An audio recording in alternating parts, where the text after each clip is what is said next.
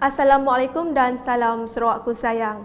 Bersama saya Hafizah Munirah Marab bawakan anda Buletin Ukas edisi tengah hari 4 Jun 2020. Berita utama. Jawatan Kuasa Pengurusan Bencana Negeri Sarawak JPBNS amat berpuas hati dengan tahap pematuhan premis perniagaan di sini terhadap Perintah Kawalan Pergerakan Bersyarat PKPB. Timbalan Ketua Menteri Sarawak Datuk Ahmad Douglas Ugah Hembas berkata, pematuhan itu memperlihatkan semangat serta sikap bertanggungjawab operator perniagaan terhadap usaha untuk memutus rantaian wabak COVID-19. Kalau kita melihat kedai kopi, restoran, pematuhannya adalah sangat tinggi. I think people begin to understand the compliance of the SOP. It's not because they are scared of being arrested by the police, but because they understand that is their contribution to cut off the chain of COVID-19. Bercakap dalam sidang media harian COVID-19 semalam, Datuk Ahmad Douglas Ugah menjelaskan dengan penurunan ketara kes positif baru wabak itu akan membuka ruang kepada lebih banyak sektor ekonomi beroperasi semula sekaligus membantu perniagaan yang sebelum ini terjejas teruk. Seterusnya, Setiausaha Kerajaan Negeri Sarawak Datuk Ahmad Jaul Samiun melakukan tinjauan pematuhan prosedur operasi standard SOP di Majlis Pembandaran Padawan MPP semalam. Tinjauan serta lawatan kerja itu dilakukan bagi memastikan pihak berkuasa tempatan mematuhi garis panduan pengurusan pelanggan dan perkhidmatan kaunter di bawah norma baharu dalam PKPB. Datuk Amal Jaul Samiun juga telah meninjau operasi di Pusat Khidmat Pelanggan MPP dan diberikan taklimat oleh pengerusi MPP Low Kier Chiang. Semasa taklimat itu, beliau telah dimaklumkan mengenai SOP serta langkah-langkah keselamatan yang diambil oleh MPP dalam melindungi orang awam dan kaki tangan daripada penularan wabak COVID-19. Laporan seterusnya. Mesyuarat Majlis Bandaraya Miri membenarkan pembukaan semula pasar malam seberkas Miri mengikut SOP yang ditetapkan kerajaan dalam minggu ini.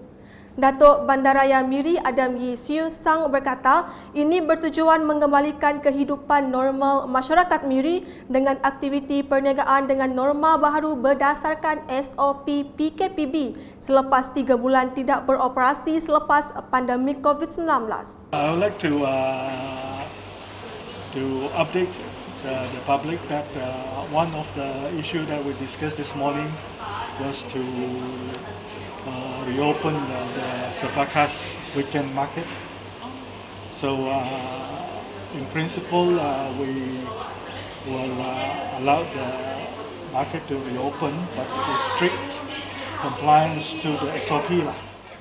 Bercakap semasa ditemui selepas mengadakan tinjauan kebangunan Pusat Transformasi Luar Bandar UTC Miri, beliau memberitahu projek-projek di bawah MBM telah dijalankan semula selepas kerajaan membenarkan sektor ekonomi dan pembinaan disambung pada 12 Mei lepas dengan mengikuti SOP yang ditetapkan. Council project basically has resumed. Our Miri City Hall construction has resumed under the SOP. In fact, the SOP was only half of the workers. In other words, at half capacity.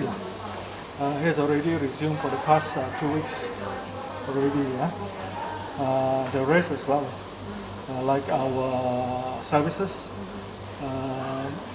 grass cutting and drain cleaning. We only stopped during the MCO time. When we were having the CMCO, these services already resumed. Berikut pula mengenai perniagaan dalam talian. Menteri Muda Pembangunan Perdagangan Antarabangsa dan Industri Terminal Perindustrian dan Pembangunan Usahawan Sarawak, Datuk Muhammad Naruddin Majais berkata, kecenderungan orang ramai di negeri ini terhadap perniagaan dalam talian meningkat secara mendadak kebelakangan ini kerana menyedari potensi dan melihat ia platform terbaik untuk berniaga dalam kekangan akibat PKP. Dalam satu kenyataan media, beliau menjelaskan pelaksanaan Bazar Ramadan Online Sarawak Kusayang BROS oleh kerajaan negeri telah membantu ramai peniaga memasarkan produk semasa bulan puasa selain kemunculan pelbagai syarikat penghantaran makanan seperti Foodpanda, GrabFood, Helpy dan banyak lagi.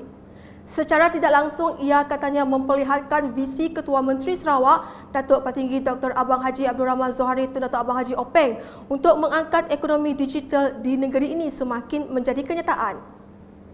Selanjutnya, Jawatan Kuasa Pengurusan Bencana Negeri Sarawak bersetuju memberikan kebenaran penyambungan semula operasi perkhidmatan bas ekspres dan wilayah.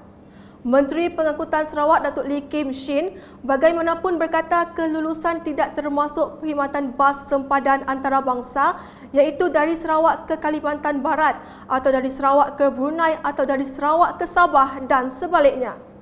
Jelasnya, pengendali bas ekspres dan wilayah yang bergerak dan beroperasi di semua daerah di Sarawak tidak perlu mendapatkan izin daripada polis, tetapi orang yang ingin melakukan perjalanan melintasi sempadan daerah diminta untuk mendapatkan kebenaran terlebih dahulu dari polis.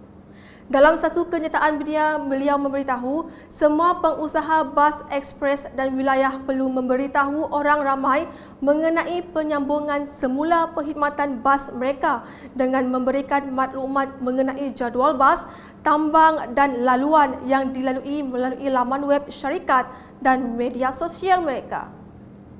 Sekian bersama saya Hafizah Munirah dan kru penerbitan. Ikuti berita selanjutnya pada edisi petang. Dapatkan berita terkini Sarawak dengan melayari portal ukas.sarawak.gov.my, UKAS Channel di YouTube atau melalui Facebook, Twitter, Instagram dan aplikasi Telegram Buletin UKAS. Mengakhiri buletin dengan tips menjaga kesihatan diri dan keluarga agar terhindar dari COVID-19.